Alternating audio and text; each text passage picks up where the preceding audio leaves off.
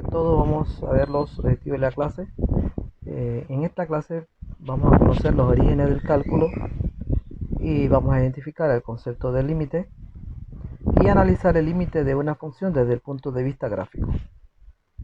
Primero que todo vamos a responder a la pregunta ¿qué es el cálculo?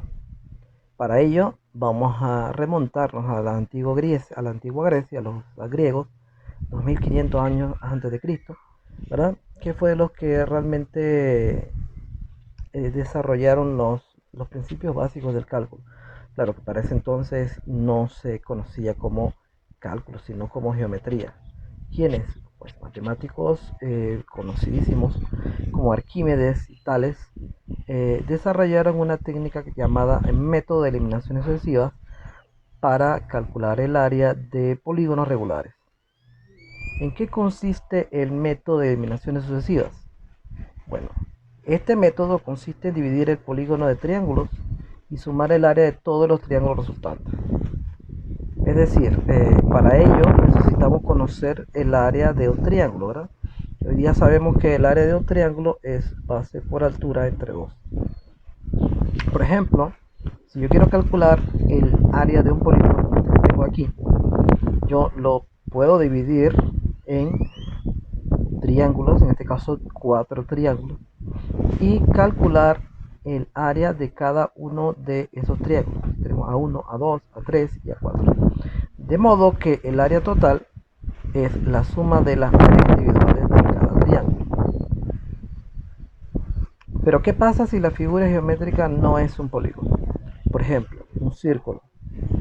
Ya el dividir en triángulos no me funciona. Sin embargo, puedo modificar el método de eliminaciones sucesivas para inscribir, o sea, meter dentro, o circunscribir, o sea, poner por fuera polígonos regulares en la figura y luego aumentar el número de lados de los polígonos.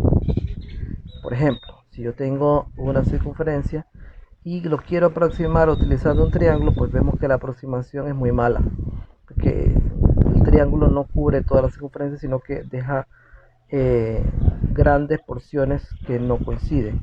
Si aumento a un cuadrado, el cuadrado aproxima mejor, pero todavía hay mucho error. Puedo seguir con un pentágono, mejora la aproximación, pero todavía hay mucho error, como pueden verlo. Y luego un hexágono. Un hexágono también va mejorando, lo ven, se va aproximando más, pero todavía es mala. Aquí tenemos un polígono de 12 lados que, como pueden ver, ya la aproximación es muy buena, pero todavía quedan pequeñas fracciones que no coinciden. La pregunta es, ¿en qué momento del área del polígono coincide con el área del círculo? Pues miren, si hacemos una animación, esta animación que tengo aquí la hice con GeoGebra, y donde lo que hago es que voy haciendo polígonos cada vez más grandes, y como pueden ver, cuando el número de lados del polígono, en este caso 30 lados, el mayor, la aproximación es muy buena, ¿verdad? ¿Qué significa eso? Que a medida que los lados del polígono es mayor, mejor será la aproximación. Bien, si A sub n es el área del polígono inscrito con n lados, a medida que n aumenta, A sub n se acerca cada vez más al área del círculo. Este proceso de aproximación es la esencia del cálculo. Así que, tal como lo dijo Arquímedes, Eureka, el área del círculo es aproximadamente el área del polígono de n lados cuando n crece indefinidamente. Vamos a ver un poco el concepto de límite. Como dijimos, el origen del cálculo está en la época griega con el concepto de aproximación mediante el método, pero es un método para calcular áreas. El concepto de límite es un concepto mucho más general y mucho más profundo que se desarrolló en los siglos XVI y XVII. Pero no es la obra de una sola persona. Por ejemplo, es una contribución de muchos matemáticos como John Wallis, D'Alembert, Cauchy, Ballestras. Todos estos nombres son importantes porque cada uno hizo su contribución al desarrollo del cálculo y del concepto de límite. Pero sin embargo, hay dos grandes matemáticos que son Isaac Newton y, bueno, aquí está Leibniz, que realmente me fue un copy paste. Bien, Leibniz y Newton desarrollaron en forma individual el cálculo, pues, cada uno en sus respectivos épocas. El cálculo como tal se fundamenta en un proceso de aproximación que se conoce con el nombre de límite, sobre el cual se basan dos algoritmos importantes: la diferenciación, que es calcular derivadas, y la integración, que es calcular integrales, cuyo objeto de estudio pues son las funciones, esas que estudiaron ustedes en precálculo. Bien, el concepto de límite de una función es fundamental en todos los campos del cálculo, tales como la continuidad, derivación e integración. Son conceptos que se fundamentan en el concepto de límite. La derivada, por ejemplo, es el tema principal del curso de cálculo, es por definición un límite. El concepto de límite de una función en un punto es fundamental para el estudio de muchos conceptos de matemática, física y economía, y en general de ingeniería. Por ejemplo, en el diario vivir a menudo encontramos frases como rebasaste el límite de velocidad, alcanzado el límite de paciencia, ¿verdad? Y son conceptos que se parecen bastante al concepto matemático de límite, que es el concepto de aproximación. Por ejemplo,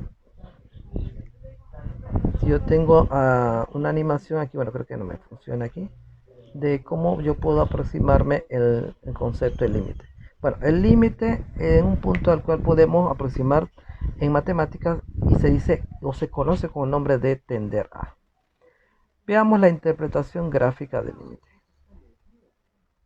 Bien, para ello vamos a considerar una función f de x, la que vemos aquí, una función que en este caso es una semiparábola, y vamos a considerar un punto sobre esa función, el punto 4 f de 4.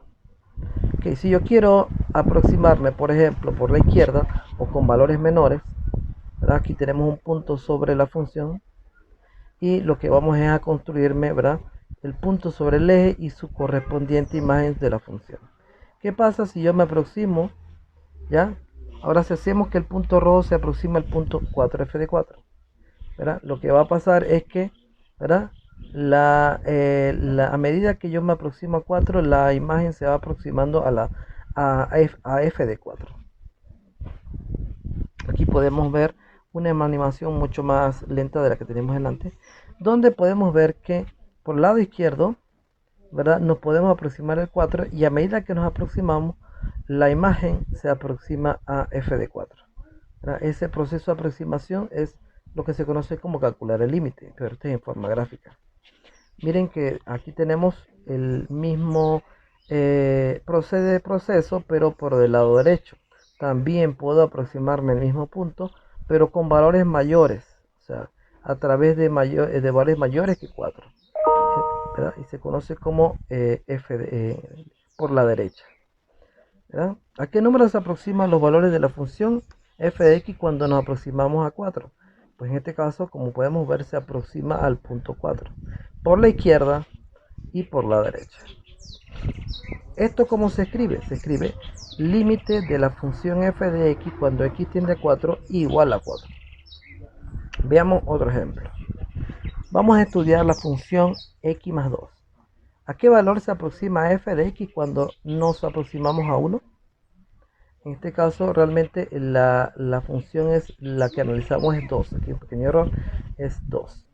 Bien, aquí tenemos la gráfica de la función, es una línea recta que pasa por el punto 0,2 y aquí tenemos el punto 2, ¿verdad? 2,4. Y analizamos qué pasa cuando yo me aproximo por la izquierda y cuando me aproximo por la derecha.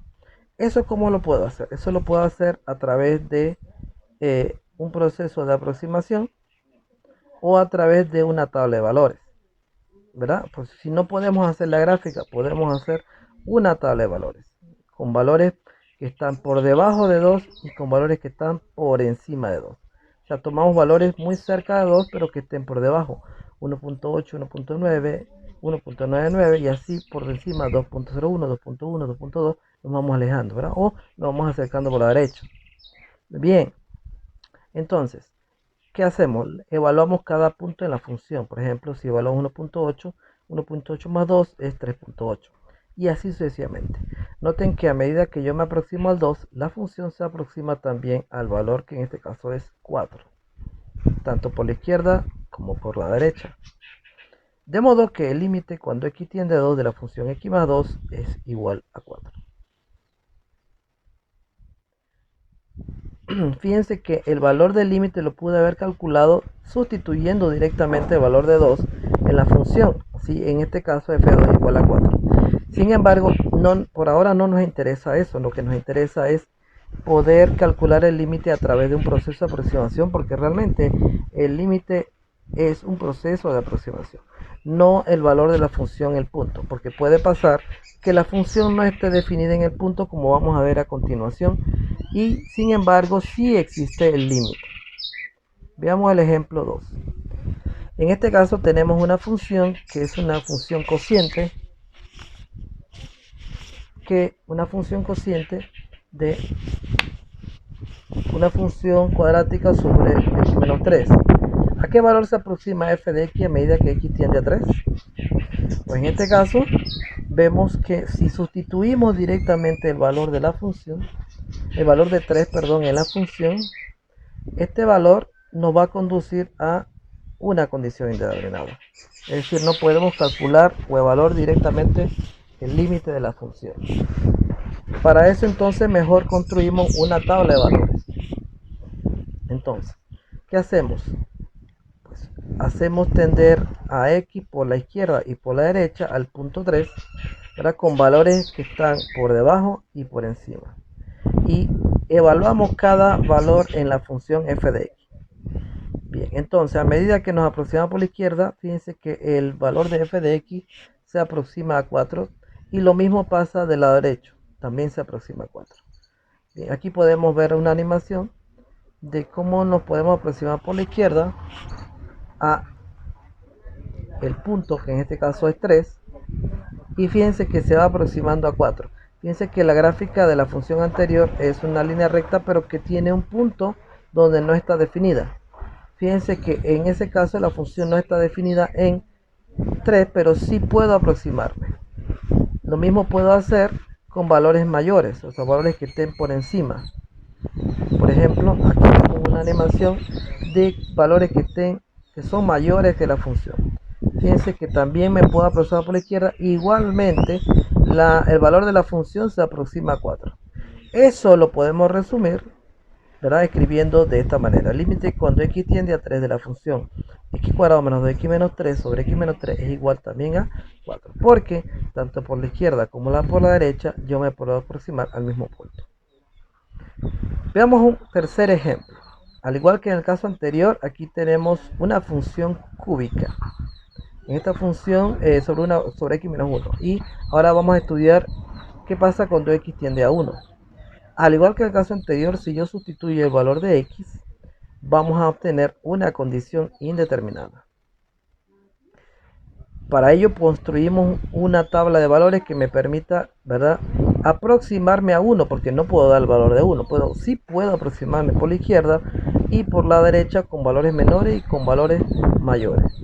Fíjense que los valores de la función, a medida que yo me aproximo a 1 por la izquierda, se aproximan a el punto 2.997, que está muy cerca de 3. Y lo mismo pasa del lado derecho. Entonces, cuando x se aproxima por la izquierda, se dice que x tiende a 1 por la izquierda, y por la derecha significa que x tiende a 1 por la derecha. En este caso, f de x se aproxima a 3, tanto por la izquierda como por la derecha. Aquí vemos una gráfica de la función, que en este caso es una parábola, pero que tiene un punto donde no está definida, precisamente el punto 1,3. ¿Ok? Bien, y vemos que la conclusión es que el límite cuando x tiende a 1 de x cubo menos 1 sobre x1 es igual a 3.